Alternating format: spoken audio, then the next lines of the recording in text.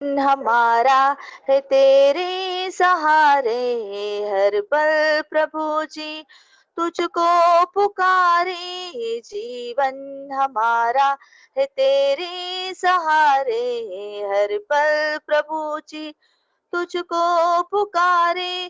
कोई नहीं है हमारा, तू ही हमारा सहारा।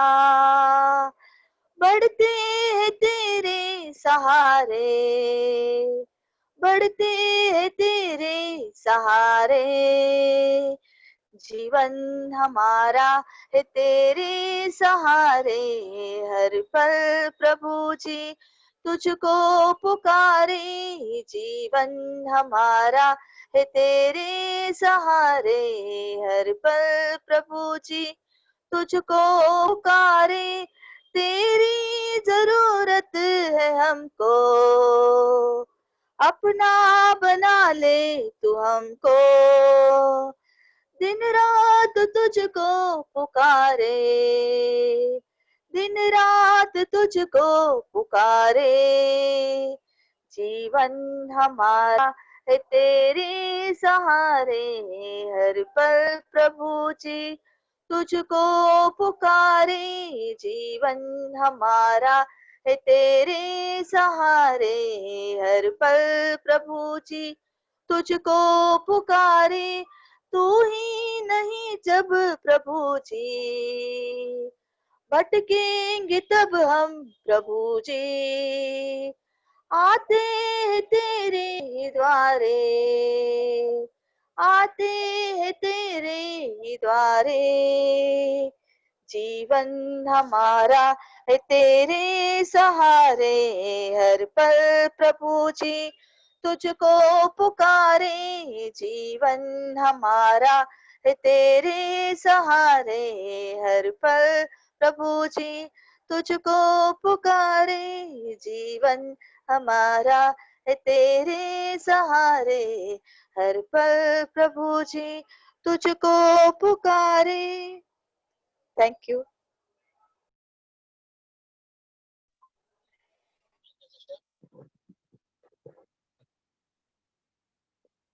Thank you sister. सुंदर अशा ह्या गीतांबद्दल आपण देवाचं गौरव करूया. खरोखर आमचं जीवन जे आहे ते परमेश्वराच्या हातामध्ये आहे.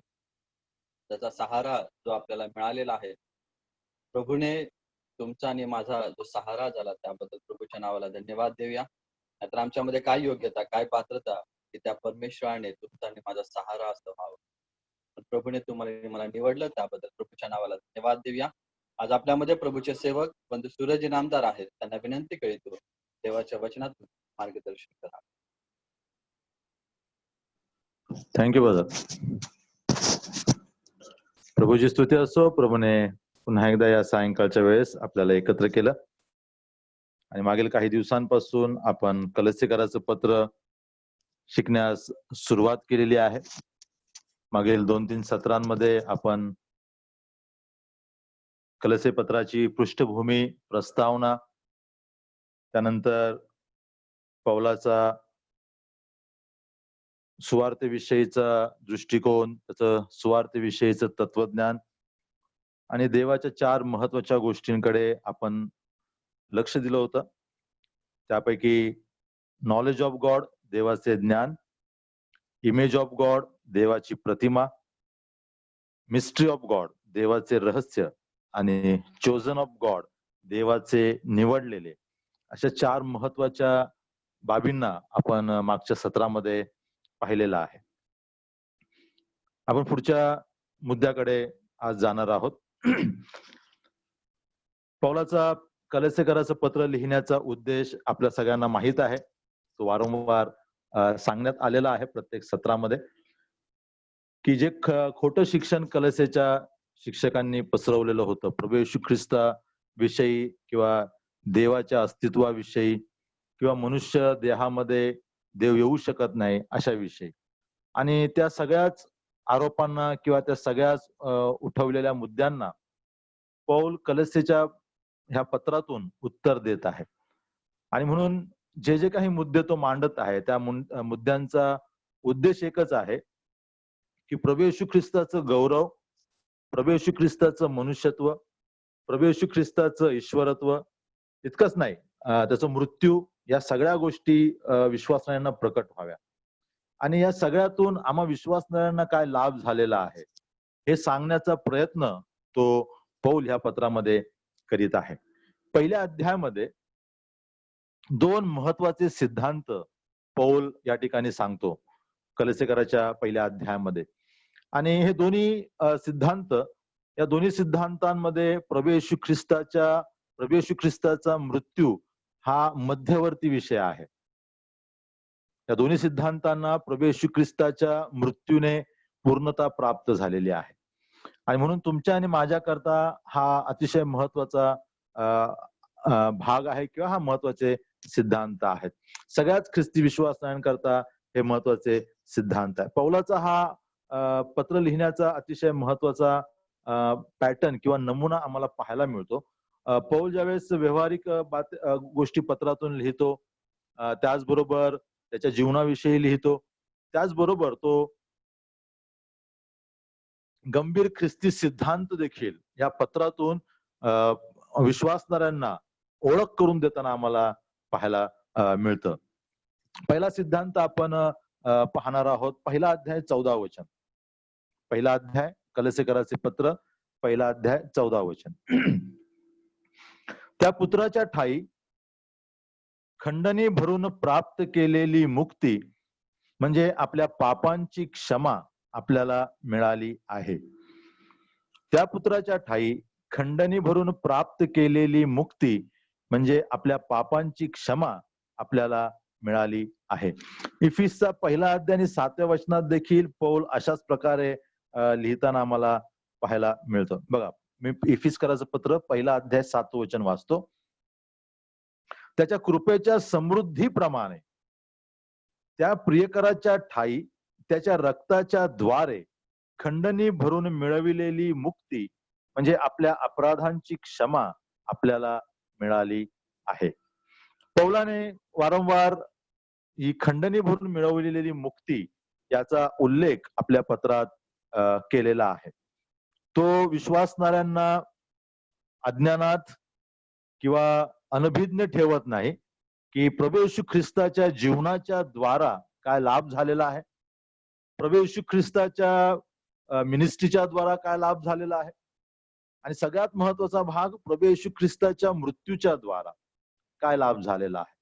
या पत्रामध्ये, ह्या वचनामध्ये पौलाने जी 2 शब्द आम्ही वचन वाचली, त्यामध्ये पौल एक शब्द लिहितो, खंडणी. आज आम्ही जगामध्ये खंडणी हा नकारात्मक अर्थाने शब्द ऐकतो किंवा वाचतो. काही व्यापाऱ्यांना खंडणीसाठी फोन येतात, काही गुंड लोक खंडणी करतात, मागणी करतात. तर खंडणीचा मागचा त्यांचा अर्थ असा आहे की तुम्ही आमच्या प्रांतामध्ये राहता, आमच्या प्रांतामध्ये व्यवसाय करता, आणि म्हणून आम्ही ह्या प्रांताचे कोणी सर्व आहोत, तर आम्हाला तुम्ही सुरक्षा टॅक्स म्हणून तुम्ही आम्हाला द्यावायचा आहे. त्या अर्थाने तो खंडणी हा शब्द वापरला जातो.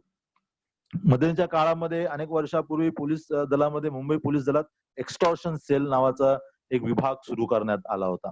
तो आता बंद करण्यात आला. तो ह्याच लोकांच्या विरोधात उघडण्यात आला होता, जे खंडणी बहादर होते, जे त्या एरियातले डॉन होते, त्यांना त्यांच्यावरती कारवाई करण्याकरता. परंतु ह्या ठिकाणी पवित्र शास्त्रामध्ये आम्ही जेव्हा खंडणी वाचतो त्या खंडणीचा अर्थ अतिशय वेगळा आहे. बिब्लिकल अर्थ आम्हाला त्या ठिकाणी वेगळा अर्थ आम्हाला पाहायला मिळतो. या ठिकाणी खंडणी भरून प्राप्त केलेली मुक्ती आम्हाला मिळालेली आहे प्रभू येशू ख्रिस्ताच्या वधस्तंभावरील मृत्यूच्या द्वारा. इफिसकराच्या पत्रामध्ये पहिल्या अध्यायात 7वं वचन जो तो लिहितो, त्यास तो आणखीन एक महत्वाचा शब्द ऍड करतो. तो अतिशय महत्वाचा आहे. तो काय लिहितो बघा, त्याच्या कृपेच्या समृद्धीप्रमाणे.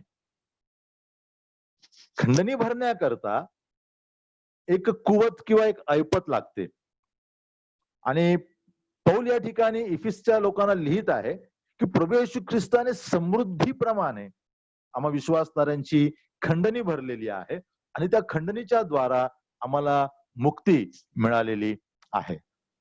मुक्तीच्या योजनेतून, इंग्लिशमध्ये त्याला रिडम्पशन म्हटलेला आहे. इंग्लिशमध्ये जो शब्द आहे बायबलमध्ये तो रिडम्पशन आहे. रिडीम किंवा रिडम्शन, आणि त्यातूनच रिडीमर हा शब्द तयार झाला, जो प्रभू येशू ख्रिस्ताकरता वापरला गेलेला आहे, जो मुक्तीदाता म्हणून आम्ही त्याला पाहतो. मुक्तीच्या या योजनेतून किंवा रिडम्शनच्या या योजनेतून किंवा प्लॅन मधून देवाची योजना काय आहे? देवाचं अगाध ज्ञान आम्हाला प्रकट होताना या ठिकाणी दिसतं.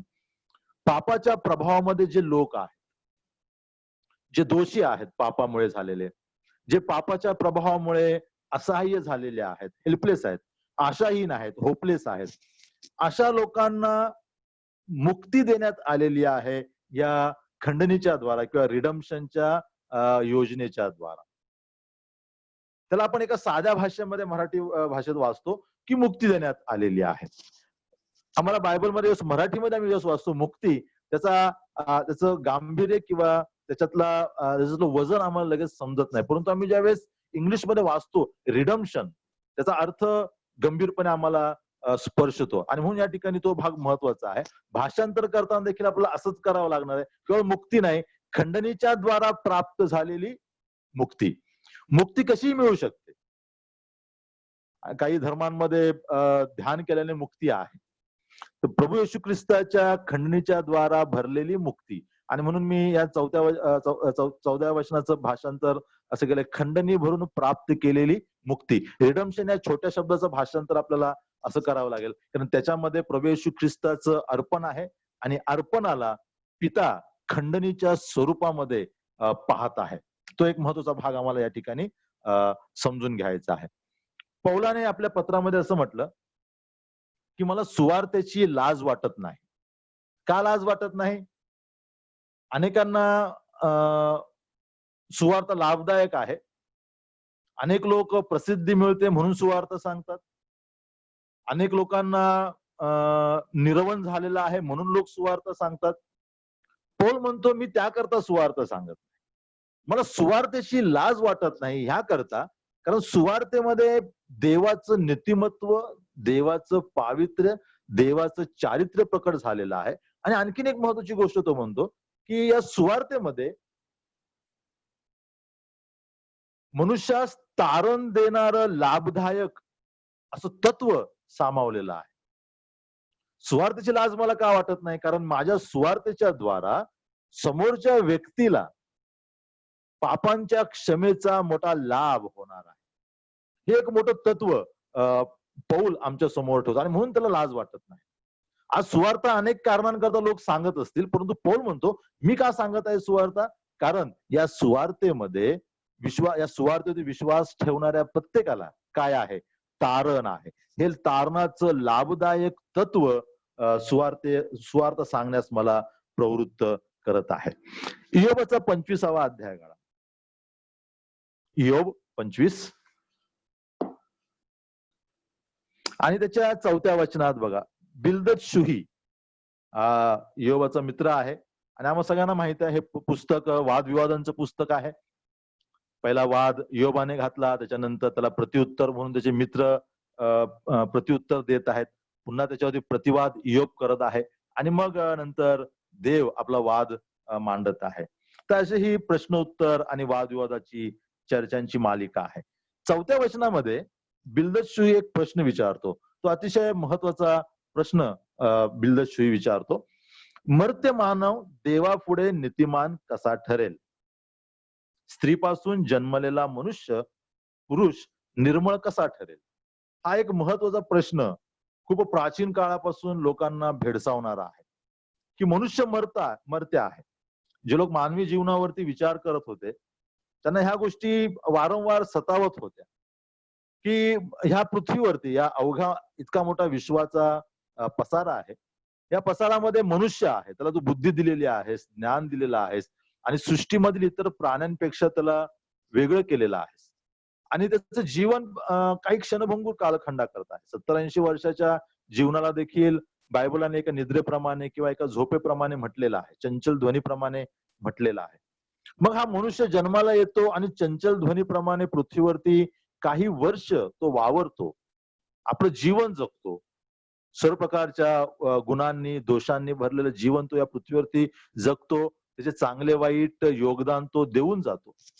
पण या मनुष्याच्या येण्यामागचा आणि या मनुष्याच्या पृथ्वीवरच्या वास्तव्यामागचा वास्तवात उद्देश काय आहे, त्याच्या अस्तित्वाला काय अर्थ आहे किंवा कोणता उद्देश आहे, ह्या सगळ्या गोष्टींचा विचार करणारे लोक अनेक कालखंडामध्ये अनेक युगामध्ये येत आहेत, आलेले आहेत. आणि हा बिल्दस्सू ही देखील त्याच परंपरेमधला एक व्यक्ती आहे. देवावरती विश्वास ठेवणारा व्यक्ती आहे, देवाच्या अस्तित्वाला मानणारा मनुष्य आहे आणि त्याचबरोबर देवाच्या द्वारा आमच्या जीवनात चांगल्या वाईट गोष्टी घडतात यावरती त्याचा ठाम विश्वास आहे. योबाच्या जीवनात आलेली समस्या ही नक्कीच काय आहे, नक्कीच योबाच्या जीवनातील काही गंभीर गुप्त पातकांचा परिणाम आहे. योबाचं पुस्तक आम्हाला आणखीन एक गोष्ट सांगतं की अनेकदा आम्ही जे धार्मिक आहोत, सात्विकपणे वागणारे आहोत, ते देखील अनेकदा आम्ही जजमेंटल बनतो किंवा अतिशय लवकर न्यायी बनतो. बिल्दस्सू किंवा त्याचे इतर मित्र योबाबत इतक्या लवकर न्यायीपणा करावयास लागले. बिल्दस्सू त्याच ह्यातून एक महत्वाचा प्रश्न विचारतो, परंतु अतिशय महत्वाचा प्रश्न, वास्तविक प्रश्न तो विचारतो की मर्त्य मनुष्य देवापुढे नीतिमान कसा ठरेल. जो मरणारा मनुष्य आहे तो देवापुढे उभा कसा राहील, आणि याचं उत्तर नव्या करारात आम्हाला पाहायला मिळतं. पौल देखील आपल्या प्रवचनाची सुरुवात नीतिमान कोणी नाही, जाणता कोणी नाही, सर्वांनी पाप केले, सर्वजण देवाच्या गौरवास उणे पडले असं बोलून तो म्हणतो. परंतु प्रभू येशू ख्रिस्तामध्ये विश्वास ठेवणाऱ्याला काय मिळालेलं आहे, सार्वकालिक जीवन प्राप्त झालेलं आहे. म्हणजे एक योजना देवाजवळ आहे अनंत काळापासूनची, ती योजना त्याच्या कालखंडामध्ये ती पूर्ण झाली. बिल्दस्सू पुढे पाहणारे लोक आहेत ते की त्यांच्यासमोर प्रश्नचिन्ह आहे. योग देखील प्रश्न विचारतो की देवावरती आणि माझ्यावरती हात ठेवेल असा मध्यस्थ मला आढळला नाही.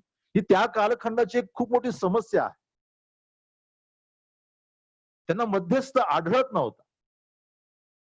स्वतःला अतिशय दयनीय अवस्थेमध्ये हे पाहत आहेत आणि स्वतःच्या अशक्ततांकडे ते पाहत आहेत आणि त्यांना ही जाणीव होत आहे या अशक्ततेतून आम्हाला वाचवण्याकरता कोणा मध्यस्थाची गरज आहे. परंतु बिल्दस्सू म्हणतो की कसा नीतिमान ठरेल. इयोब त्याच्या पुढे पाऊल टाकून म्हणतो की मला दिसत नाही, माझा हात धरेल आणि देवाचा हात धरेल आणि आमच्या दोघांमध्ये उभा राहील असा समर्थ मध्यस्थ मला दिसत नाही. परंतु नवा करार तुमच्या आणि मायाकरता एक आशेचं स्थान निर्माण करतो. यहोवाच्या पलीकडे तुम्ही आणि मी गेलेलो आहोत. अतिशय सात्विक आणि नीतिमान मनुष्य ज्याच्याविषयी देव स्वतः प्रमाणपत्र देतो, परंतु त्याला मध्यस्थ आढळत नाही. तुम्ही आणि मी योबाच्या आजूबाजूस भरकटणारे देखील नाही, त्याच्या कणा इतकी देखील आमच्यामध्ये योग्यता नाही. परंतु प्रभू येशू ख्रिस्ताच्या द्वारा तुम्हाला आणि मला एक मध्यस्थ लाभलेला आहे. ही सगळ्यात मोठी जमेची आणि सगळ्यात मोठी आमच्या ह्या युगाची उजवी बाजू आम्ही त्याला म्हणू शकतो.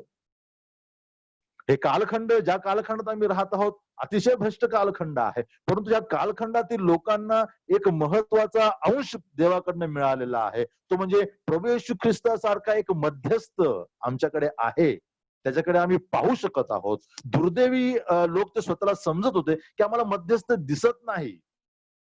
तुम्ही तुलना करून बघा दोन युगांची, बिल्दस्सूच्या ठिकाणी किंवा इयोबाच्या ठिकाणी आपल्याला ठेवून बघा आणि तो प्रसंग आठवून बघा, आपल्या सगळ्या पातकांचा प्रपंच आठवून, आणि आता आपल्या ह्या युगामध्ये स्वतःला ठेवून बघा. आम्हाला प्रभू येशू ख्रिस्ताचं एक महत्वाचं मुक्तीचं कार्य खुणावत आहे. घाबरू नको, मी तुझा आणि जिवंत देवाचा समेट करण्याकरता किंवा मध्यस्थ करण्याकरता उभा आहे किंवा मी केलेली आहे. बायबल आम्हाला मनुष्याच्या पापांच्या गुलामीचे परिणाम सांगते. कोणतीही गुलामी ही नेहमी वाईट आणि दयनीय असते. आम्हाला आमच्याकडे इंग्रज आले, इंग्रजांनी गुलामी केली, आम्हाला त्याच प्रकारची गुलामी माहित आहे. परंतु गुलामीचे अनेक प्रकार आहेत. वेगवेगळ्या प्रकारे मनुष्य गुलाम होत जातो आणि ती गुलामी दयनीय आहे, दुःखकारक आहे. ज्यावेळेस जुन्या कालखंडामध्ये गुलामांना अतिशय क्रूरतेने वागणूक दिली जायची, त्यामुळे त्या गुलामांचं जीवन अतिशय अतिशय वेदनेने भरलेलं जीवन असायचं. त्यांचं बाह्य जीवन, शारीरिक जीवन, यातना आहेत, वेदना आहेत, जखमा आहेत, त्रास आहे, प्रसंगी मृत्यू आहे. हे जे काही गुलामाचं बाह्य चित्र आहे, तेच चित्र पापाच्या गुलामीत पडलेल्या व्यक्तीचं अंतर्गत चित्र आहे. म्हणजे सामाजिक किंवा राजकीय गुलामीत असलेल्या व्यक्तीची जी बाह्य अवस्था आहे, ती पापाच्या गुलामीत पडलेल्या व्यक्तीची आंतरमनुष्याची अवस्था आहे. आणि म्हणून बायबल पापामध्ये असलेल्या व्यक्तीला गुलामीची तुलना देतं. बायबल त्या व्यक्तीच्या अंतर्मनुष्याला त्याच प्रकारे पाहतं. देव तसाच पाहतो मनुष्याला. जसं आम्ही एका गुलामाला पाहतो जुन्या कालखंडात, त्याच्या पाठीवरती बसलेले फटके, त्याच्या जीवनात आलेले असहाय्य असं श्रम, कष्ट, वेदना आणि घृणास्पद वागणूक, ह्याने आम्हाला अनेकदा आम्हाला दया येते किंवा कळवळा येतो. तीच अवस्था पापामध्ये असणाऱ्या एका व्यक्तीची अंतर्गत अवस्था आहे. देवाला देखील तोच कळवळा एका पापामध्ये अडकलेल्या मनुष्याबद्दल आहे. पवित्र शास्त्र स्पष्ट सांगतं, पाप ही गुलामी आहे आणि पाप करणारा हा गुलाम आहे. पाप ही गुलामी आहे आणि पाप करणारा हा गुलाम आहे. स्त्रीपासून जन्मलेला प्रत्येक मनुष्य हा पापाचा आणि सैतानाचा स्वाभाविक गुलाम आहे. स्त्रीपासून जन्मलेला प्रत्येक मनुष्य हा पापाचा आणि सैतानाचा स्वाभाविक गुलाम आहे. नव्या करारामध्ये तुम्हाला आणि मला हे सत्य अधिक गंभीरपणे देवाच्या वचनातून पटवून दिलेलं आहे. जुन्या करारातील संतांना देखील प्रभूच्या प्रेरणेने ह्या गोष्टी कळविण्यात आल्या होत्या, कळल्या होत्या. स्तोत्रकर्ता 49 भजन स्तोत्र 49 मध्ये काय म्हणतो? 49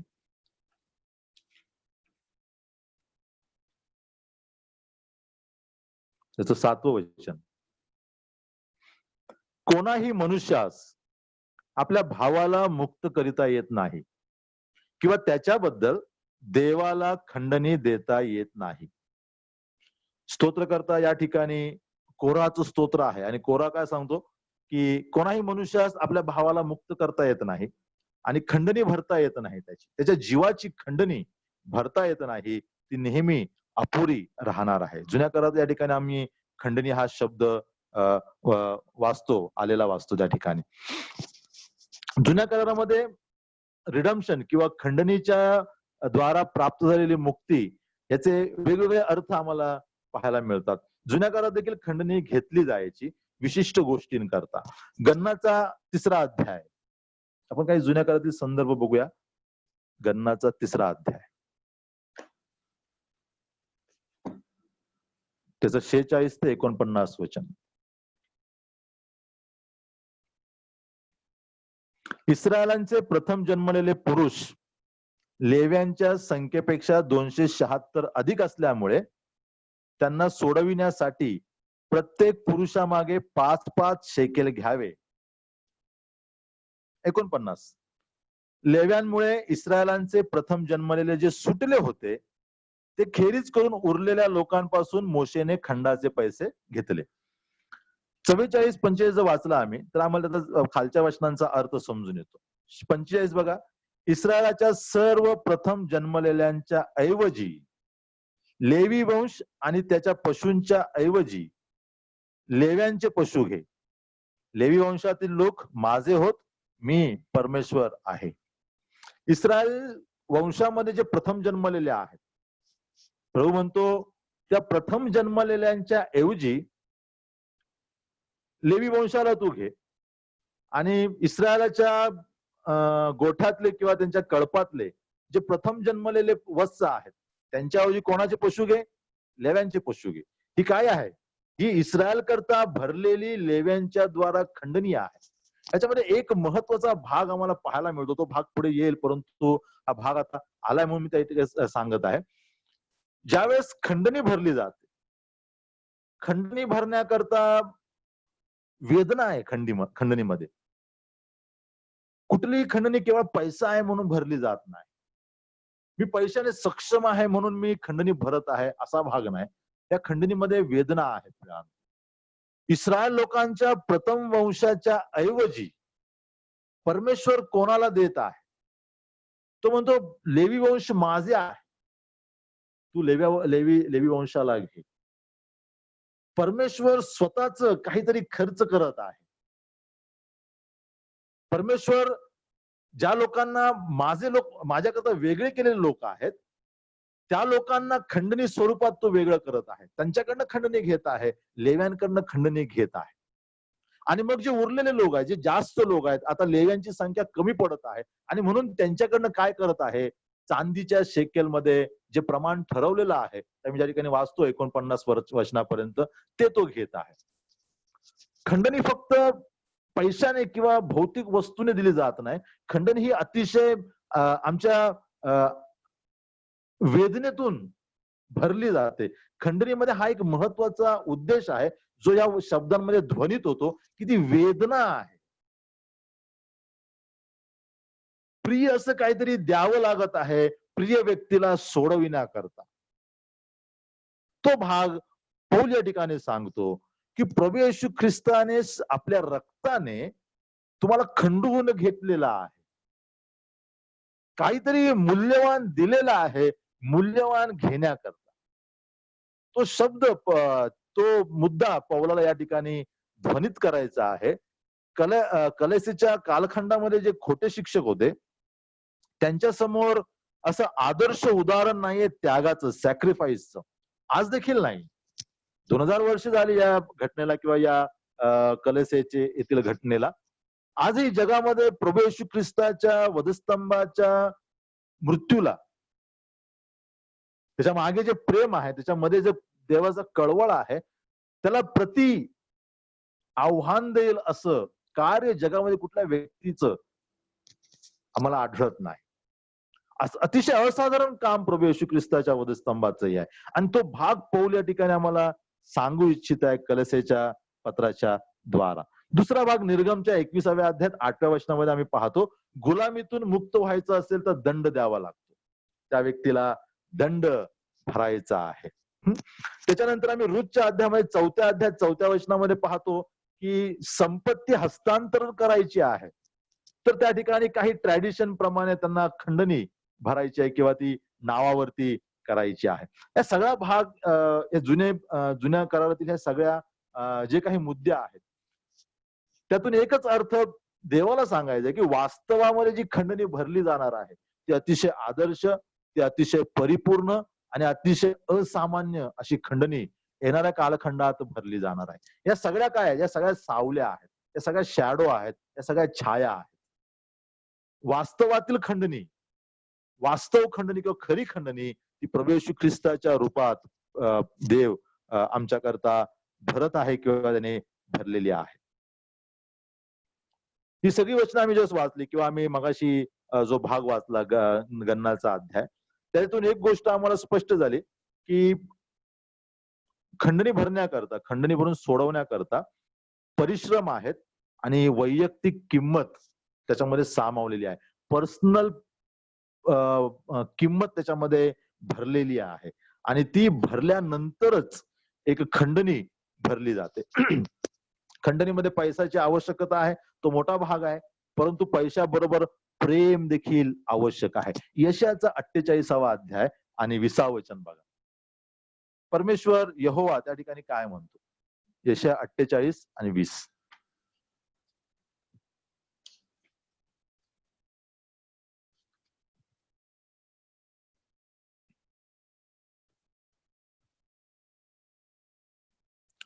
तुम्ही बाबेलातून निघा, खासदी लोकांमधून जय जयकार करीत पळत सुटा. हे कळवा ऐकवा दिगंतापर्यंत असे पुकारा की परमेश्वराने आपला सेवक याकोब याचा उद्धार केला आहे. अनुवाद 7 आणि 8वं वचन. अनुवाद 7 आणि 8वं वचन.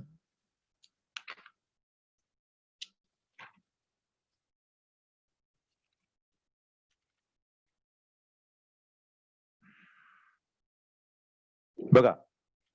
पण परमेश्वराने तुम्हाला पराक्रमी हाताने दास्यगृहातून मिसर देशाचा राजा फारो याच्या हातातून सोडवून बाहेर आणले. याचे कारण हेच की तुमच्यावर त्याचे प्रेम आहे. वरच्या वचनात पराक्रमी हाताचा उल्लेख आहे आणि त्याच्या खालच्या वचनांमध्ये आम्ही पाहतो एक महत्वाचा भाग आहे की त्याच्या परमेश्वराचं आमच्यावरती प्रेम आहे असं मोशे त्या ठिकाणी सांगत आहे. खंडणीमध्ये ह्या गोष्टींचा समावेश असणं आवश्यक आहे. धन असणं आवश्यक आहे आणि सामर्थ्य असणं आवश्यक आहे खंडणी भरण्याकरता, पण त्याचबरोबर त्या व्यक्तीच्या अंतःकरणामध्ये प्रेम असणं आवश्यक आहे. पराक्रमी हाताने सुटका केलेली आहे मान्य आहे, पण त्याचबरोबर प्रभूचं प्रेम आपल्या लोकांवर आहे हे खंडणीच्या द्वारा प्रभूने वारंवार प्रकट केलेला आहे. खंडणीचा सिद्धांत आम्हाला सांगतो की खंडणी भरण्याकरता खंडणी भरणारा आवश्यक आहे. खंडणी भरण्याकरता कोणीतरी सक्षम व्यक्ती असणं आवश्यक आहे. रूथच्या 2ऱ्या अध्यायामध्ये आम्हाला बोआजाचं आगमन पाहायला मिळतं आणि मग बोआज नामीचा नातेवाईक आहे, त्यामुळे तो रूथचा देखील नातेवाईक बनलेला आहे आणि अशा प्रकारे नामीचं वतन सोडवण्याकरता जवळचा आप्त म्हणून बोआज आम्हाला त्या ठिकाणी दिसतो आणि त्याने ती खंडणी भरण्याची तयारी दर्शवलेली आहे. परंतु आम्ही पाहतो बोआजच्या एक आधी एक व्यक्ती आप्त आहे. बोआज म्हणाला की त्याचा पहिला अधिकार आहे, पण तो व्यक्ती नंतर मागे येतो. तो तयारी दर्शवत नाही. काहीतरी मूल्य आपलं व्यक्तिगत जीवनातून जाणार आहे, काहीतरी सॅक्रिफाईस करावं लागणार आहे. हे ज्यावेळेस त्याला कळालं त्यावेळेस तो मागे आला आणि मग बोआजने पाऊल पुढे उचललं आणि बोआजने नामीचं वतन खरेदी केलं आणि रूथ त्याची पत्नी झालेली आम्हाला पाहायला मिळते. खंडणी ही तशीच आहे. केवळ पैसे देऊन खंडणी भरली जात नाही. त्या खंडणीमध्ये खंडणी भरणाऱ्या व्यक्तीला काहीतरी सॅक्रिफाईस करावं लागतं आणि ते संपूर्ण उत्तम चित्र आम्हाला प्रभू येशू ख्रिस्ताच्या वधस्तंभावरच्या कार्यामध्ये पाहायला मिळतं.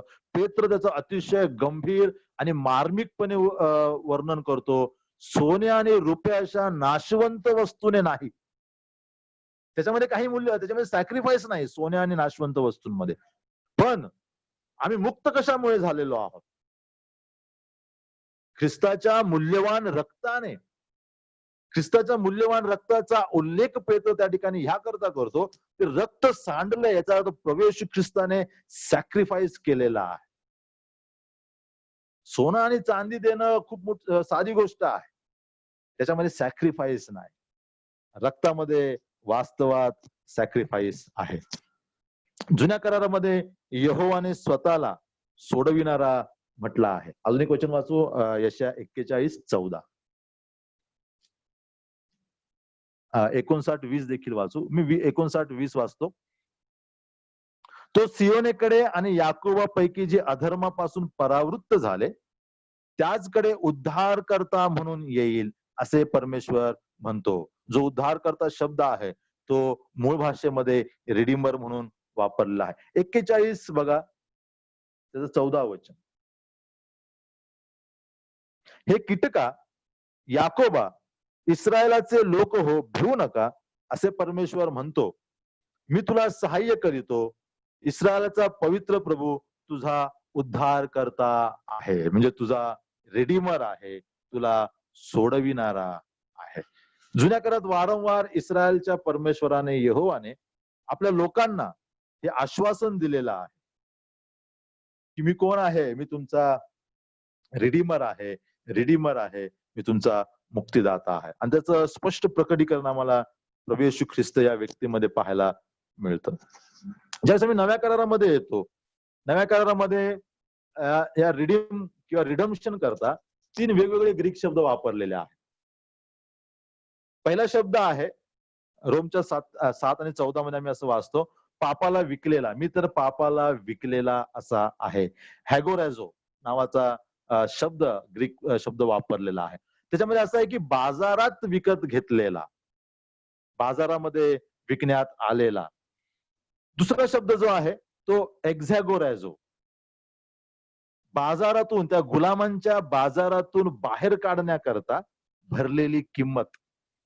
काही उदारंतकरणाचे लोक होते, ते पाहायचे गुलामांचा बाजार, त्यावेळेस ऑफिशियली गुलामांचा बाजार भरला जायचा आणि मग त्या गुलामांच्या बाजारामध्ये काही दयाळू लोक जायचे आणि त्यांना खरेदी करायचे सांगितलेल्या किमतीनुसार, आणि त्यांना मग आपल्या घरी आणायचे आणि मग त्यांना गुलामाप्रमाणे वागणूक नाही, ते गुलाम नोकर म्हणून काम करायचे, परंतु त्यांना बऱ्यापैकी स्थिती त्यांची त्यांच्या घरामध्ये असायची.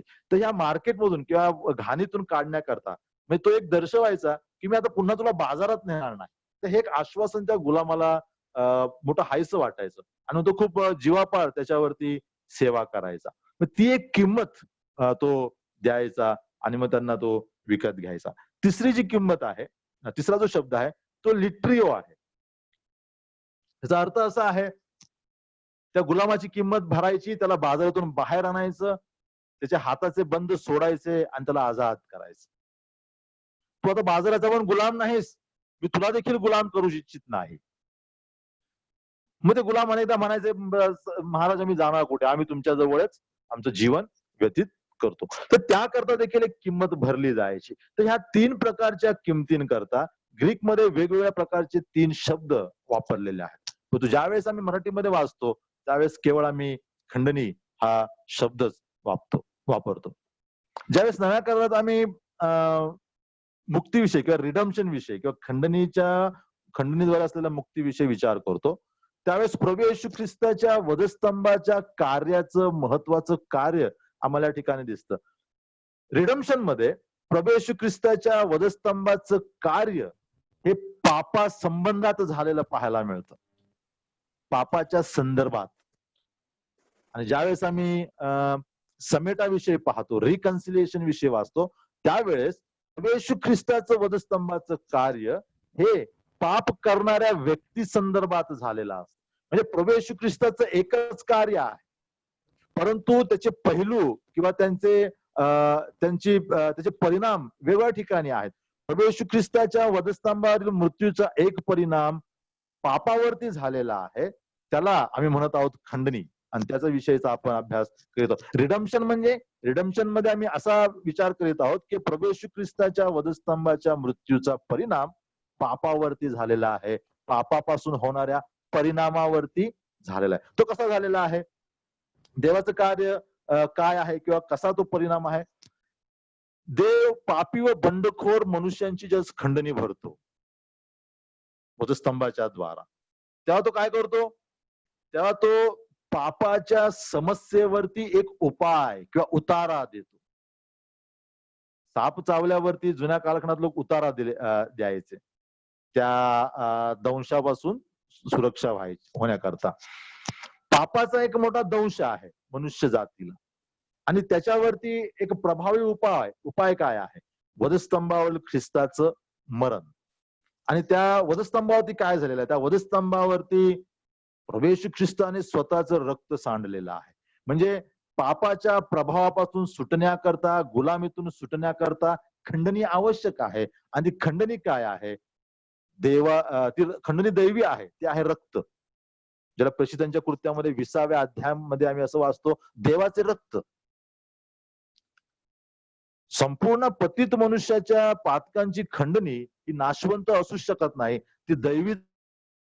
आणि म्हणून या ठिकाणी प्रभू येशू ख्रिस्ताच्या रक्ताच्या सांडण्याचा किंवा ख्रिस्ताच्या रक्ताच्या खंडणीचा उल्लेख आम्हाला यामध्ये पाहायला मिळतो. या प्रभू येशू ख्रिस्ताचं रक्त सरळ पापावरती प्रहार करत आहे किंवा पापाच्या परिणामावरती प्रहार करताना आम्हाला पाहायला मिळतं. निर्गमचं पुस्तक थोडस क्लिअर केलं तर आपल्याला कळेल. निर्गमचं पुस्तक आम्हाला मुक्तीचं पुस्तक आहे. गुलामीत एक राष्ट्र पडलेला आहे आणि परमेश्वर त्यांच्या जीवनात कार्य करीत आहे आणि त्यांना सोडवणार आहे दुसऱ्या दिवशी सकाळी. त्याच्या आदल्या दिवशी रात्री प्रभू काय सांगत आहे, एका कोकऱ्याचा वध करायचा आहे आणि त्याचं रक्त कुठे लावायचं आहे, त्याचं रक्त दारबाह्यांना लावायचं आहे. ज्या दारबाह्यांवरती मी रक्त पाहीन ते घर मी ओलांडून जाईन. आणि ह्यानंतर, या घटनेनंतर, वल्लांडनाच्या यज्ञपशूच्या अर्पणानंतर दुसऱ्या दिवशी विजयाने इस्रायल लोक इजिप्त मधून मुक्त झालेले आम्हाला पाहायला मिळतात किंवा ते जोराने त्या ठिकाणी बाहेर पडलेले आम्हाला दिसतात. रूथच्या पुस्तकात आम्ही पाहतो, रूथच्या पुस्तकात आम्हाला सोडविणारा दिसतो. रिडम्पशन करण्याकरता रिडीमर पाहिजे, खंडणी भरण्याकरता खंडणी भरणारा पाहिजे. रूटच्या पुस्तकात आम्हाला बवाच्या रूपात तो सोडविणारा दिसतो. ज्या वेळेस खंडणी भरली जाते, खंडणी भरण्याची इच्छा दर्शवली जाते, त्यावेळेसच मुक्तीचा मार्ग सुरुवात झालेला आम्हाला पाहायला मिळतो. इजिप्तमध्ये वल्लांडनाच्या यज्ञ पशूच्या द्वारा खंडणी भरली गेली आणि राष्ट्र मुक्तीच्या दिशेने प्रवास करू लागला. वल्लांडनाचा यज्ञ पशु येणाऱ्या ही सावली आहे. वल्लांडनाचा यज्ञ पशु येणाऱ्या गंभीर अर्पणाची, ती केवळ एका राजकीय गुलामीतून सोडवणारी नाही, सामाजिक गुलामीतून सोडवणार नाही, तर ती पापाच्या, मृत्यूच्या आणि सैतानाच्या गुलामीतून संपूर्ण मनुष्य जातीला मुक्त करणारी खंडणीची योजना दर्शवते. ती आहे प्रभू येशू ख्रिस्ताचं वधस्तंभावरचं मरण. पौल काय म्हणाला? पौल म्हणाला की आमचा वल्लांडनाचा यज्ञ पशु ख्रिस्त अर्पिला गेलेला आहे. तो भाव या ठिकाणी आम्हाला पाहायला मिळतो की या रिडम्पशन मध्ये, खंडणीच्या मुक्तीमध्ये आम्हाला खंडणी, मूल्यवान खंडणी भरावी लागते. ती आहे रक्ताची खंडणी. व्यक्तिगत किंमत त्या ठिकाणी भरावी लागते. काही 2-3 मुद्दे या खंडणीच्या बाबतीत आपण अजून पाहूया की खंडणी भरण्याकरता जो खंडणी भरणारा आहे त्याच्यामध्ये काही मुद्दे, काही क्वालिफिकेशन्स असणं आवश्यक आहे. पहिली गोष्ट, तो जवळचा आप्त असावा. त्याचा दाखला किंवा ते ट्रॅडिशन आम्हाला रूटच्या पुस्तकात पाहायला मिळतं. बवाज आणि 2 आप्त आम्हाला, अजून एक व्यक्ती आम्हाला पाहायला मिळतो आप्त. दोन्ही जवळचे आप्त आहेत. थोडक्यात काय की जवळच्या आप्तालाच त्या व्यक्तीची खंडणी भरण्याचा अधिकार आहे. आणि नंतर हे जर अपयशी पडले तर मग त्यानंतर त्या ठिकाणची जी मंडळी किंवा धर्मसभा ठरवेल त्यानुसार त्यांच्यावरती निर्णय घेता येतो. प्रभू येशू ख्रिस्त आमचा रिडीमर कसा बनू शकतो? प्रभू येशू ख्रिस्त आमची खंडणी कसा भरू शकतो? तो देव आहे, आम्ही पापी मनुष्य आहे. खूप मोठं अंतर आहे देव आणि मनुष्यामध्ये. ही दरी जी मोठी आहे, ही दरी सांधली गेली इन्कार्नेशनच्या द्वारा किंवा देहधारणेच्या द्वारा, कुमारी गर्भधारणाद्वारा ही दरी परमेश्वराने सांधली. सनातन परमेश्वर, सनातन शब्द देही बनला. त्याने आम्हात वस्ती केली. आमच्यासारखा हाडामासाचा झाला. आमच्यासारख्या वेदनांना, आमच्यासारख्या समस्यांना, आमच्यासारख्या मोहांना, आमच्यासारख्या अशक्ततांना सामोरा गेला. अनुभव घेतला त्याने. या सगळ्या अनुभवातून तो पारखला गेला, इब्री लोकांच्या पत्रात तो लेखक म्हणतो, आणि तो परिपूर्ण केला गेला. अशा प्रकारे तो आमचा जवळचा आप्त बनला. त्याच वेळेस ची खंडणी आमच्याकरता लागू पडली. किंबहुना आमची खंडणी भरण्याकरता त्याने स्वतःच मांसमय देहासारख्या देहात प्रकट होणं कबूल केलं. एका सनातन देवाने मनुष्याच्या देहामध्ये स्वतःला प्रकट करण्याकरता मान्यता देणे ही मोठी गोष्ट नाही प्रियानो, ही सन्मानाची गोष्ट नाही. स्वतःला लिमिटेड केलं प्रभू येशू ख्रिस्ताने मानवी देहामध्ये येऊन. देवाचा अभ्यास जेव्हा आम्ही करतो थिओलॉजी मध्ये, धर्मशास्त्रामध्ये, त्यावेळेस देवाच्या गुणामधले काही गुण आम्ही पाहतो की तो सनातन आहे, तो सर्वव्यापी आहे, तो सर्वज्ञानी आहे, तो सर्वशक्तिमान आहे. ज्यावेळेस ख्रिस्त मनुष्य देहामध्ये प्रकट झाला त्यावेळेस त्याच्या शरीराला मर्यादित करण्यात आलं. नासरेत पुरतं, कफरनहुमा पुरतं, यरुशलेम पुरतं. 33.5 वर्षाच्या देहाच्या एका अवस्थेमध्ये त्याने स्वतःला प्रकट करण्यास मान्यता दिली. कारण त्याच्या पुढे खूप मोठा आनंद होता, तो म्हणजे तुमच्या आणि माझ्या खंडणीचा. देवाने नाशवंत मनुष्य बनणे किंवा मर्त्य मनुष्य बनणे ही देवाकरता सन्मानाची गोष्ट नाही, परंतु ही गोष्ट त्याने स्वीकारली तुमच्या आणि माझ्या तारणाच्या उद्देशाकरता. दुसरी गोष्ट काय? खंडणी भरणारा सक्षम असावा. मगाशी म्हटल्याप्रमाणे तो केवळ पैशाने सक्षम असावा असं नाही. कारण पैसा दिल्यानंतर प्रेम देखील असणं आवश्यक आहे. व्यक्तिगत काहीतरी मूल्य सॅक्रिफाईस होणार आहे. प्रभू येशू ख्रिस्तामध्ये ही किंमत आम्हाला पूर्णपणे भरलेली पाहायला मिळते. प्रभू येशू ख्रिस्त सक्षम ठरला आमची किंमत भरण्याकरता, आत्मिक किंमत भरण्याकरता. ती किंमत अतिशय मोठी होती, रक्त सांडणे. आणि त्या प्रभू येशू ख्रिस्ताच्या वधस्तंभावरच्या मृत्यूला पौल संबोधतो, देवाने आपल्या रक्ताने खंडून घेतलेली मंडळी.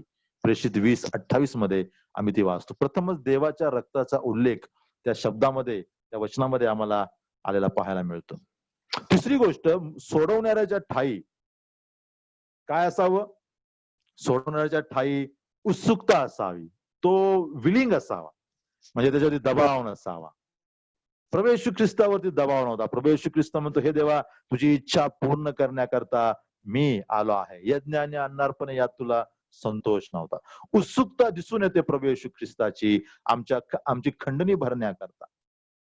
त्या सगळ्या क्वालिफिकेशन्स प्रभू येशू ख्रिस्ताने पूर्ण केल्या आणि वधस्तंभावरती आम्हा पापी मनुष्याकरता पित्याला नियमशास्त्राप्रमाणे हवी असलेली खंडणी त्याने पूर्ण भरली. आणि त्याच्यावरती विश्वास ठेवल्यामुळे आम्हाला काय मिळालेली आहे? 14व्या वचनात तो म्हणतो, पापांची क्षमा म्हणजे मुक्ती आम्हाला देण्यात आलेली आहे. जुन्या काळातील सगळी अर्पणे ही छाया आहेत, शॅडो आहेत, असं मगाशी मी म्हटलं होतं. परंतु प्रियांनो, सावलीने आमचं पोट भरत नाही, सावलीने आमची तहान भागली जात नाही. एखाद्या तुरुंगात असणाऱ्या व्यक्तीला आम्ही केवळ एका चावीची सावली दाखवून संतुष्ट करू शकत नाही. ती सावलीची छाया त्याला तुरुंगातून मुक्त करू शकत नाही. तुरुंगातून मुक्त होण्याकरता त्याला वास्तव खऱ्या चावीची गरज आहे, जे त्या तुरुंगाचा दरवाजा उघडेल आणि त्याला आजाद करेल.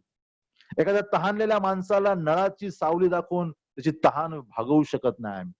एका वास्तविक नळ किंवा वास्तविक झरा त्याला पाहिजे, ज्याच्यातून वास्तविक जिवंत पाणी येईल, तो पिऊन तो तृप्त होऊ शकेल. एखाद्या भुकेल्या व्यक्तीला भाकरीची किंवा भोजनाची चित्र किंवा सावली दाखवून त्याची भूक आम्ही भागवू शकत नाही. त्याला वास्तविक जेवण किंवा भोजन हवं, जे त्याचं अन्न ज्याची भूक शमवू शकेल. तसंच पापामध्ये, पापाच्या गुलामीमध्ये, पापाच्या दलदलीमध्ये पडलेल्या मनुष्याला केवळ सावली किंवा छाया दाखवून त्यांची मुक्ती होणार नाही. ते सार्वकालिक जीवनाचा, शांतीचा, मुक्तीचा अनुभव घेऊ शकणार नाहीत. त्यांना वास्तव अर्पण देणं गरजेचं आहे. आणि हे वास्तव अर्पण पूर्ण करण्याकरता 2000 वर्षापूर्वी प्रभू येशू ख्रिस्त तुमच्या आणि माझ्याकरता कल्वरीच्या वधस्तंभावरती खंडणी भरण्याकरता मरण पावला. देवाने केवळ आम्हाला सावली दाखवली नाही प्रियांनो. आपले लोक म्हटलेल्या इस्रायल लोकांना परमेश्वराने सावली दाखवली, छाया दाखवली अर्पणातून, 7 सणांमधून छाया दाखवली, 5 अर्पणांमधून छाया दाखवली, लेवीच्या याजकांच्या सगळ्या कृतीतून छाया छाया छाया दाखवली. ज्यावेळेस सृष्टीचा युगाच्या अंताला आम्ही आलो, परराष्ट्रीयांना परमेश्वर छाया देत नाही, वास्तविक अर्पण देतो आपल्या प्रियपुत्राचं, वास्तविक रक्त सांडतो आपल्या प्रियपुत्राचं. किती धन्यवादित लोक तुम्ही आणि मी आहोत. वास्तविक खंडणी तुमच्या आणि माझ्याकरता भरली गेलेली आहे. ऐकणाऱ्यांपैकी अद्याप असे कोणी असेल ज्याने अद्याप प्रभू येशू ख्रिस्ताला तारणारा म्हणून स्वीकारलेलं नसेल. प्रियांनो, या गंभीर खंडणीपासून तुम्ही काय आहात? तुम्ही दूर आहात. खूप मोठ्या सौभाग्यापासून तुम्ही दूर आहात. पण ते सौभाग्य तुम्ही आज प्राप्त करू शकता प्रभू येशू ख्रिस्तावरती तारणारा म्हणून विश्वास ठेवा. दुसरा सिद्धांत आपण लगेच पाहूया. 20वे वचन 20:21, पहिला अध्याय 20:21.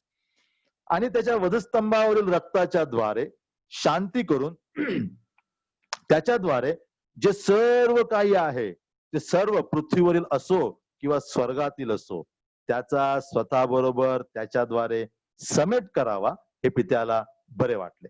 21 बघा. जे तुम्ही पूर्वी परके व दुष्कर्मे करीत मनाने वैरी झाला होता, त्या तुमचा आता त्याने स्वतःच्या रक्तमांसाच्या देहात मरणाच्या द्वारा समेट केला आहे.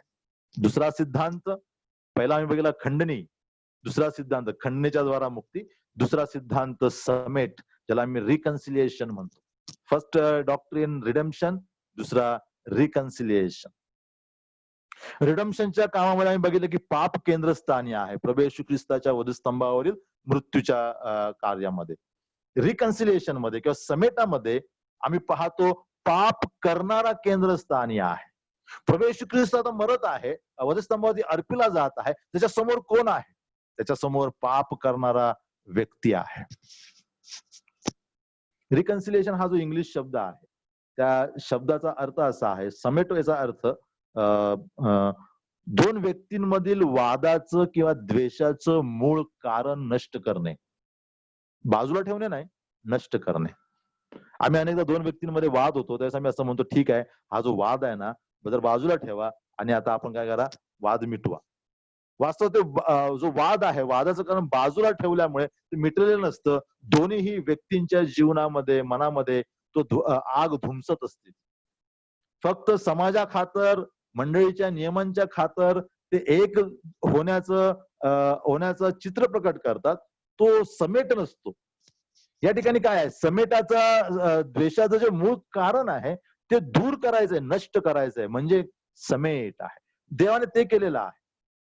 हा जो इंग्लिश शब्द आहे रिकन्सिलिएशन, तो आम्हाला जुन्या करारामध्ये 2 ठिकाणी वाचायला मिळतो. पहिले शामुएल 29 अध्याय 4 वचन, मी वाचत नाही, आपल्याकडे वेळ थोडा आहे म्हणून. दुसरे इतिहास 29 अध्याय 24 वचन. पहिले शामुएल 29:4, दुसरे इतिहास 29:24. पहिले शामुएल मध्ये जो शब्द आहे तो प्रसन्न आहे. इंग्लिश मध्ये रिकन्सिलिएशन आहे, परंतु मराठीमध्ये आम्ही काय वाचतो, प्रसन्न.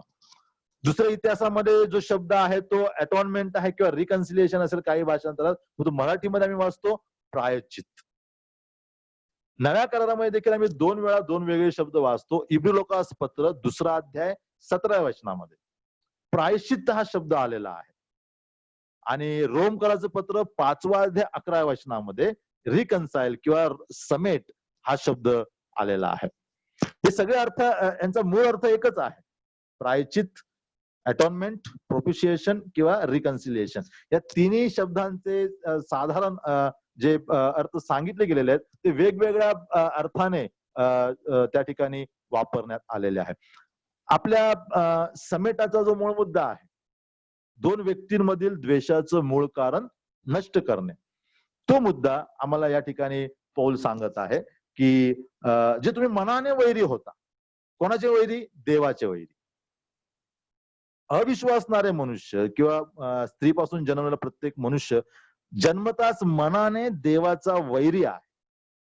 आता हे देवाचं आणि माणसाचं वैर नष्ट करण्याचं काम परमेश्वर करत आहे. मनाने वैरी होण्याचं कारण आम्ही जन्माने पापी आहोत, आणि तो मुद्दा नष्ट करण्याकरता प्रभू काम करतो. त्यावेळेस त्या कार्याला बायबल समेट असं म्हणतं. सृष्टीमध्ये सर्वात घातक गोष्ट जो कोणती आहे, तर ती आहे पाप. स्वर्ग आणि पृथ्वी या दोन्ही क्षेत्राला पापाने भ्रष्ट केलेलं आहे. पहिलं पाप पृथ्वीवर झालं नाही, आम्हाला माहिती आहे, स्वर्गात झालेलं आहे. पहिलं पाप आदाम आणि हवेने देखील केलेलं नाही, ते एका गौरवी दूताने केलेलं आहे. आणि ही दोन्ही क्षेत्र, पृथ्वी आणि स्वर्ग, ही दोन्ही क्षेत्र पापाने प्रभावित झालेली आहेत, आणि हा प्रभाव या क्षेत्रातून देव नष्ट करू इच्छितो. पापाचा प्रभाव, पापाच्या खुणा, पापाच्या साक्षी ह्या नष्ट करण्याकरता प्रभूचा मोठा मानस आहे. आणि म्हणून प्रकटीकरणामध्ये नवे आकाश, नवे पृथ्वी वाचतो की ज्या ठिकाणी हा पापाचा प्रभाव किंवा पापाची साक्ष राहणार नाही. सनातन कालखंडामध्ये फक्त आम्हाला पापाचं एक स्मरण राहणार आहे, ते आहे प्रभू येशू ख्रिस्ताच्या शरीरावरील खुणांच्या द्वारा. सनातन कालखंडामध्ये जसं मी आराधना करणार आहोत गौरवाची, ज्या खुणांकडे आम्ही पाहणार आहोत, ख्रिस्ताच्या हाताला छेदलेल्या खुणांकडे, त्यावेळेस त्या कालखंडामध्ये मनुष्याच्या पातकांची भयांता आम्हाला स्मरण होणार आहे. आणि ही भयांता, आणि या भयांतेतून आम्ही किती गौरवीपणे बाहेर पडलेलो आहेत, आणि आज आम्ही या सनातन कालखंडात, या स्वर्गीय स्थानात राहून आम्ही देवाची आराधना करीत आहोत. ती आराधना अधिक अर्थपूर्ण, अधिक भावपूर्ण, अधिक गांभीर्याने भरलेली अधिक होणार आहे, ज्यावेळेस आम्ही ख्रिस्ताच्या शरीरावरील त्या वधस्तंभाच्या खिळ्यांच्या खुणांकडे पाहणार आहोत.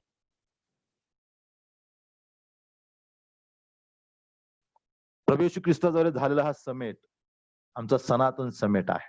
आम्हाला वारंवार समेटाकरता कुठे धावपळ करावी लागणार नाही. समेटाचे 3 पैलू आहेत. आपण पटकन ते पाहणार आहोत. 10 मिनिटं आहेत. मत्तई 5:24. मी वचन वाचत नाही, परंतु आम्हा सगळ्यांना हा आशय माहित आहे. भावाभावातील समेट. प्रभू येशू ख्रिस्ताने म्हटलं की प्रथम आपल्या भावाबरोबर समेट कर आणि मग आपलं अर्पण वेदीवरती अर्पण कर. जर तुझ्या मनात भावाविषयी काही असेल तर तू ते अर्पण तिथेच ठेव आणि भावाशी जाऊन समेट कर.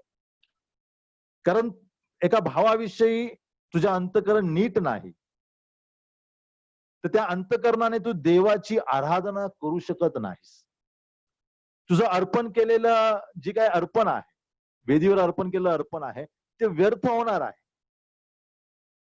भावाबरोबर तुझा समेट नसल्यामुळे खूप गंभीर गोष्ट प्रभू या ठिकाणी सांगतो. समजते का? आम्हाला समजण्याचा प्रयत्न तो करायचा आहे. जर माझं एका भावाबरोबर, मंडळीतील भावाबरोबर, मंडळीतील बहिणी बरोबर विवाद आहे, गंभीर विवाद आहे, आणि हा विवाद हे द्वेषाचं कारण नष्ट करण्याचा, नष्ट बोलतोय मी, बाजूला ठेवण्याचा नाही. समेटामध्ये नष्ट केलं गेलेलं आहे आमच्या पापाचं कारण, प्रभूने बाजूला ठेवलेलं नाही.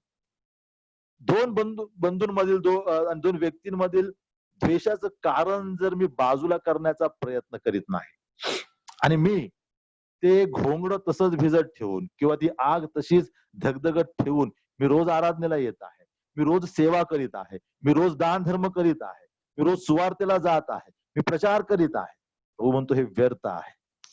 ही सगळी अर्पण जागेवर ठेव आणि काय कर, प्रथम जाऊन काय कर, त्या भावाबरोबर, त्या व्यक्तीबरोबर रिकन्साईल कर, समेट कर. म्हणजे प्रभूला काय म्हणायचं आहे? केवळ हात मिळव, बसून चहा पी नाही, जमलंच तर गळ्यात पड नाही. जे वादाचं मूळ कारण आहे ते नष्ट कर. म्हणजे हा वाद होण्याच्या आधी तुमची जी काही अवस्था होती मनाची, ती अवस्था पुन्हा येऊ देत. पुन्हा तो विषय मध्ये येऊन आम्हाला काय होणं आवश्यक नाही, त्या विषयाने अव्यवस्था तयार होणे आवश्यक नाही. ही गोष्ट तुमच्या आणि माझ्याकरता अतिशय आवश्यक आहे, मंडळीच्या एकीकरता, मंडळीच्या शांतीकरता आणि आमच्या अर्थपूर्ण आराधनेकरता. आज विश्वासणाऱ्यांनी ह्या पैलूला गंभीरपणे घेतलेलं नाही. आज अनेकांचे वाद चव्हाट्यावर आलेले आहेत, मंडळीच्या बाहेर कोर्टापर्यंत गेलेले आहेत. अनेकांनी कोर्टात जरी नेले नसले तरी आज अनेकांची अंतःकरण भट्टीप्रमाणे धगधगत आहेत. हे शिजत ठेवलेलं आहे. आपापल्या मनात वाद, आणि रोज काय करीत आहेत? रोज आराधना करीत आहेत, रोज याने म्हणजे दर रविवारी आराधना करीत आहेत, वेगवेगळ्या सेवा करीत आहेत. असा कुठलाही जो ख्रिस्तामध्ये बंधू आहे, ख्रिस्ताच्या बाहेरचा बंधू आहे, या कोणाही बरोबरचे विवाद देवाबरोबर आम्हाला एकत्र येण्याकरता अडखळ निर्माण करणारे आहेत. 5:24 आम्हाला सांगतं भावाभावात समेट होणं आवश्यक आहे, त्याशिवाय मी प्रभूची आराधना करू शकत नाही. इफिस 2:16 मध्ये वाचतो ते वचन. इफिस 2:16, आणि त्यांचे एक शरीर करून आपण वधस्तंभावरती वैरभावावर जीवे मारून त्याद्वारे दोघांचा देवाशी समेट करावा. पौल या ठिकाणी विश्वासणारे यहुदी आणि परराष्ट्रीय यांच्या समेटाविषयी बोलत आहे. या ठिकाणी दोन महत्वाचे वंश आहेत आणि दोन वंश टोकाचे आहेत. एक वंश काय आहे? एका वंशाला रोमच्या 9व्या अध्यायामध्ये गौरव दिलेला आहे. पौल त्यांच्याविषयी म्हणतो की देवाचं प्रकटीकरण त्यांच्याकडे आहे, संदेश ते त्यांच्याकडे आहेत, महान पूर्वज त्यांचे आहेत. इतकंच काही नियमशास्त्र, उपासना, अभिवचने ह्यांना दिलेली आहेत इस्रायल राष्ट्राला किंवा यहुद्यांना, आणि देहदृष्ट्या ख्रिस्त देखील यांच्यातून आलेला आहे. तर इतकं मोठं विशेष अधिकार, प्रिव्हिलेज असलेले हा वंश आहे कोण? यहुदी. दुसरीकडे परराष्ट्रीय आहेत. परराष्ट्रीयांना आम्ही काय पाहतो? परराष्ट्रीयांविषयी इफिस्कराच्या 2ऱ्या अध्यायात 11व्या वचनात पौल काय लिहितो? तुम्ही तर परराष्ट्रीय, देवाच्या करास परके आणि काय आहात? राष्ट्राबाहेरचे, ख्रिस्त विरहित, देवापासून दूर. ही विश्वासणाऱ्यांची, ही परराष्ट्रीयांची अवस्था आहे. पौल काय म्हणतो? प्रभू येशू ख्रिस्ताच्या वधस्तंभाच्या द्वारा अतिशय गौरवी अधिकार असलेला यहुदी समाज, अतिशय अधिकार नसलेला, कोणताही अधिकार नसलेला, किंबहुना वेशीचे बाहेर समजले जाणारे, असा तुच्छ समजले जाणारा परराष्ट्रीय समाज, या दोघांचा एक मनुष्य प्रभू येशू ख्रिस्ताने वधस्तंभाच्या द्वारा समेट केलेला आहे. दोघांमधील वैरच काढून टाकलेला आहे. पौल म्हणतो त्यांना वतनाचे भागीदारी बनवलेला आहे. प्रभू येशू ख्रिस्ताच्या वधस्तंभाचं कार्य किती प्रभावी आणि किती इफेक्टिव्ह आहे ते आम्हाला या ठिकाणी पौल सांगत आहे. भावाभावाचा समेट आम्ही बघितला, ही आमची व्यक्तिगत जबाबदारी आहे. या ठिकाणी प्रभू येशू ख्रिस्ताच्या वधस्तंभाच्या कार्याने तुमच्या आणि माझ्या मनाला प्रभू चालना देत आहे. कुठलाही वांशिक भेद देवाच्या वतनामध्ये प्रभूने ठेवलेला नाही. यहुदी परराष्ट्रीयांना एक शरीर केलेलं आहे. आणि जे आम्ही वचन वाचलं, कलसेकराचं पत्र 1 अध्याय 21 आणि 22, ते वचन आम्हाला सांगतं की मनुष्य आणि देव यांचा समेट. 5:24 भावाभावातील समेट, एफिस 2:16 यहुदी आणि परराष्ट्रीय दोन वंशातला समेट, आणि कलसेकराचं पत्र 1 अध्याय 20-22 याच्यामध्ये पापी मनुष्य आणि पवित्र देव यांच्यामधला समेट. प्रभू येशू ख्रिस्ताच्या वधस्तंभाच्या कार्याने तुम्हाला आणि मला समेट ही देणगी मिळालेली आहे. पौल रोमकराचं पत्र 5 अध्याय 11 वचनामध्ये म्हणतो, आम्ही मनाने देवाचे वैरी होतो पापामुळे, परंतु ख्रिस्ताच्या मृत्यूच्या द्वारा आम्हाला देवाजवळ जाण्याचा एक मोठा मार्ग मोकळा केलेला आहे. ज्यावेळेस प्रभू येशू ख्रिस्ताच्या कार्यावरती आम्ही विश्वास ठेवतो, आमच्यातील पापाचं कारण, पापाद्वारे निर्माण झालेलं वैर पवित्र आत्म्याच्या द्वारा नीट करण्याचा, नष्ट करण्याचा पूर्ण काम प्रभूचा वधस्तंभ आम्हाला करताना पाहायला मिळतो. पाप नष्ट करण्यात आलेला आहे, पापाला खेळण्यात आलेला आहे, पापाच्या परिणामापासून आम्हाला मुक्त केलेला आहे. आणि त्यामुळे आम्ही आता देवाचे वैरी नाही, देवाचे समेट झालेले, त्याच्या घरचे झालेले असे लोक आम्ही आहोत. अपराधी आमचं परिवर्तन झालेलं आहे निर्दोषी म्हणून. ख्रिस्ताच्या मृत्यूमुळे देवाचा आमच्याकडे पाहण्याचा दृष्टिकोन बदलला आहे. इतकंच नाही, प्रभू येशू ख्रिस्ताच्या मृत्यूमुळे, त्याच्यावर विश्वास ठेवल्यामुळे आमच्या स्थानात बदल झालेला आहे. पहिला देवापुढे आमचं स्थान होतं पापी आणि दोषी, आता देवाची मुले म्हणून देव आमच्याकडे पाहतो. दृष्टिकोन बदलला प्रभूचा आमच्याकडे पाहण्याचा. 3 गोष्टी आम्ही नव्या करारामध्ये समेटाविषयी पाहतो. पहिली 5:11 मध्ये आम्ही वाचतो की समेटाचे दान प्रभूने आम्हाला दिलेले आहे. प्रभू येशू ख्रिस्तावरती विश्वास ठेवतो त्यावेळेस आम्हाला हा समेट प्राप्त होतो. ज्यांनी अद्याप ख्रिस्ताला स्वीकारलेलं नाही ते लोक या समेटापासून दूर आहात. त्यानं तुम्ही आजही देवाचे शत्रू म्हणून जगत आहात. देवाच्या एका योग्य नात्यामध्ये येण्याकरता प्रभू येशू ख्रिस्ताला तारणारा म्हणून स्वीकारणं आवश्यक आहे. त्यालाच बायबल म्हणत आहे समेट. जर देवाशी समेट होतो तर तुमच्या जगातील सगळ्या गोष्टींबरोबर समेट झालेला आहे. दुसरी गोष्ट, 2 कोरिंथ 5:18 मध्ये पौल म्हणतो की समेटाची सेवा आम्हाला दिलेली आहे. आता आम्ही समेट झालेले लोक आहोत म्हणून आम्हाला काय केलेलं आहे, एक विश्वासी म्हणून आम्हाला या जगामध्ये समेट करण्याची सेवा दिलेली आहे. आमच्या जीवनाचं ते ध्येय आहे. आमच्या जीवनाच्या द्वारा मानवामध्ये समेट होईल. इतकंच नाही, मनुष्याने देवाचा देखील समेट करण्यास आम्ही मनुष्यांना प्रवृत्त करू शकू. तर ही सेवा विश्वासी म्हणून तुमच्या आणि माझ्यावर सोपवलेली आहे, मंडळीवर सोपवलेली आहे, समेटाची सेवा. 2 कोरिंथ 5:19 मध्ये पौल म्हणतो समेटाचा संदेश आम्हाला दिलेला आहे. काय समेटाचा संदेश? पौल ज्याला म्हणतो सुवार्थेची लाज मला वाटत नाही, ती सुवार्ता ज्याच्यामध्ये ख्रिस्ताच्या मृत्यूचा आणि त्या मृत्यूच्या द्वारा पुनरुत्थानाच्या द्वारा आमच्या जीवनात आलेल्या आशीर्वादांचा उल्लेख आहे. ती सुवार्ता म्हणजे समेटाचा संदेश आहे. ती तुमच्या माझ्या हातामध्ये, मुखामध्ये दिलेली आहे, ज्याच्याद्वारा आम्ही त्या व्यक्तीला देवाच्या जवळ आणू शकतो, आणण्याचा प्रयत्न करू शकतो. ह्या 3 गोष्टी देवाने आज तुमच्या आणि माझ्या जीवनात प्रभू येशू ख्रिस्ताच्या वधस्तंभाच्या द्वारा दिलेल्या आहेत.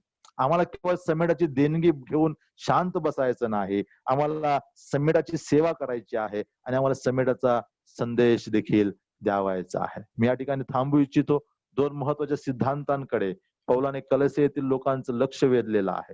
पहिला सिद्धांत आम्ही बघितला, पहिला अध्याय 14 वचनामध्ये, मुक्ती, रिडम्शन किंवा खंडणी भरून प्राप्त केलेली मुक्ती. त्याचे अर्थ आम्ही बघितले, त्याचे पैलू आम्ही बघितलेले आहेत आणि कशा प्रकारे ख्रिस्ताने आमची खंडणी भरलेली आहे. आम्ही दुसरा मुद्दा बघितला, समेट, रिकन्सिलिएशन.